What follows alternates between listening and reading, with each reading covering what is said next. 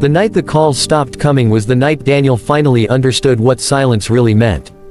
It wasn't just the absence of noise, it was the hollow echo of every promise people once made to him.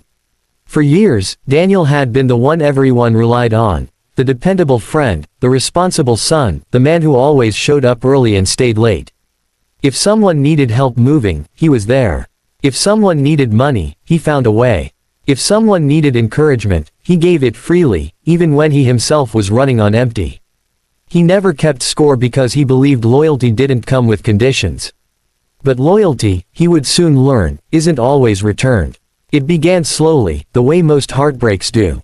Subtle changes, missed calls, texts that went unanswered for hours, then days. At first, Daniel made excuses for everyone. They were busy. Life happens. People have their own struggles.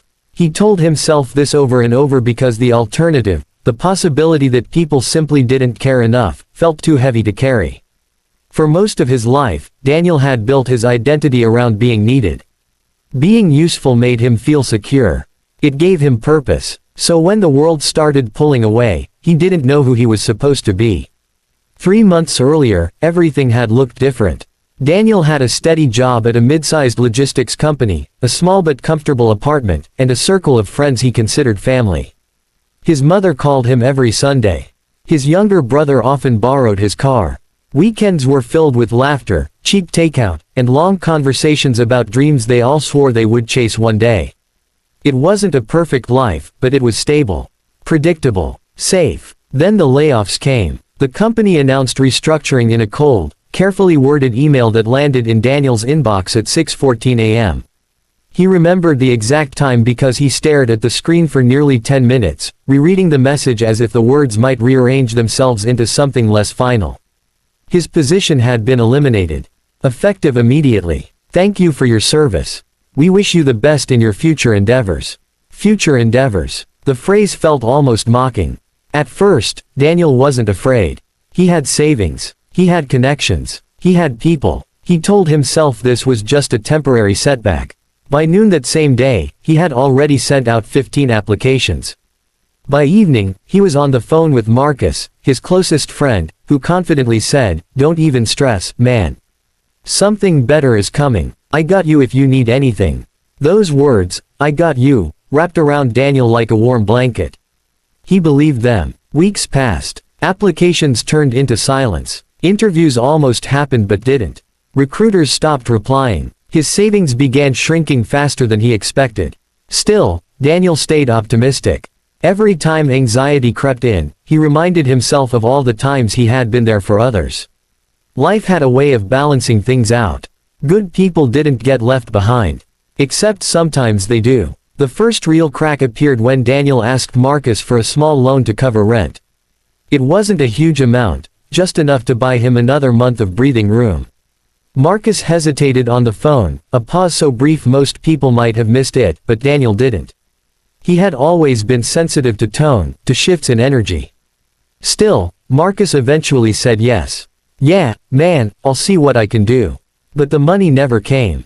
A few days later, Marcus stopped answering Daniel's calls altogether. At first, Daniel assumed something had happened, maybe work got busy or his phone was off. But then Daniel saw the photos on social media, Marcus at a rooftop party, laughing under golden lights, holding a drink in one hand. And surrounded by people Daniel had never met. That was the moment something inside him quietly sank. He didn't confront Marcus. He didn't send an angry message. That wasn't who he was.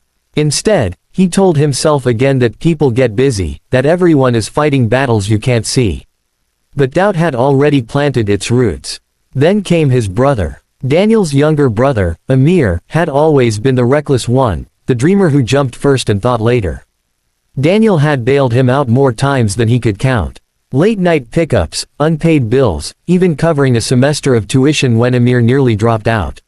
So when Daniel finally asked if he could borrow the car for a few weeks to attend interviews across the city, he expected at least a conversation. Instead, Amir texted back 3 short words, "Can't right now." No explanation. No apology. Daniel stared at the message for a long time. It wasn't the refusal that hurt the most, it was the absence of care. The casualness of it. As if all the years of showing up had quietly evaporated into nothing. Still, he kept going. Days turned into heavier days. The job market felt like a locked door no matter how many times he knocked.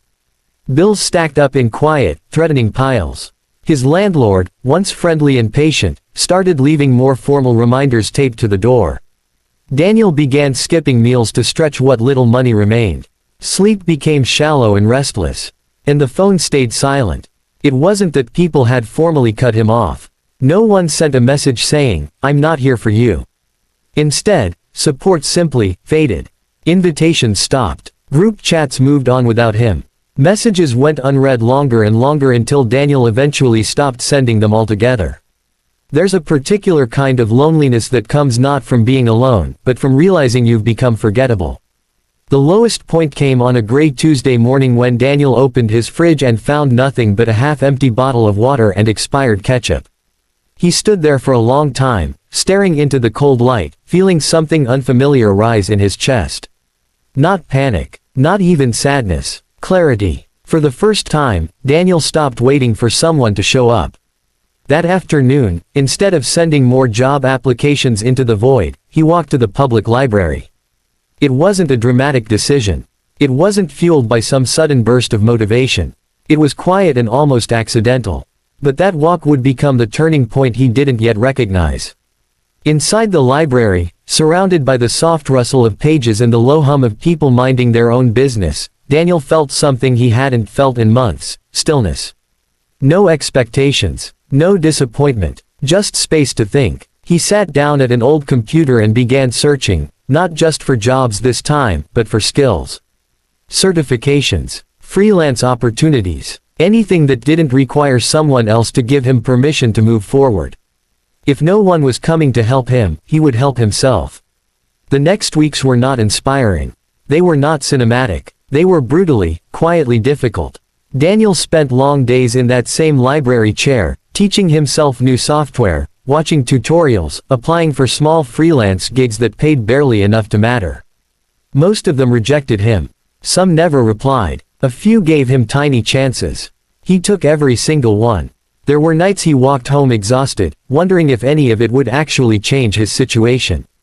There were mornings he woke up with that old familiar heaviness pressing on his chest. But something had shifted inside him. The hope he once placed in other people had slowly, painfully begun to relocate inward. One evening, nearly 4 months after losing his job, Daniel received a small freelance payment, just $120, for a logistics optimization project he completed online. It wasn't much. Objectively, it was almost nothing compared to his old salary. But to Daniel, it felt enormous. Because this time, no one had to show up for him. That small win turned into another. Then another. Slowly, inconsistently, imperfectly, momentum began to build. Daniel wasn't suddenly successful. He wasn't even comfortable yet. But he was moving. Progress, however small, has a way of rebuilding parts of you that disappointment once broke. Months passed. The first time Marcus called again, it was casual. Too casual. "Yo man, been a minute. We should link up sometime." Daniel listened to the voice that once meant loyalty, and something surprising happened. The anger he thought he might feel wasn't there. Neither was the desperate need for approval. There was just distance. Calm, clear distance. Because somewhere along the way, during those long silent months when no one came, Daniel had built something far more valuable than comfort. He had built himself. And the strange thing about being left behind is that sometimes, it's the very thing that forces you to discover how far you can actually go on your own.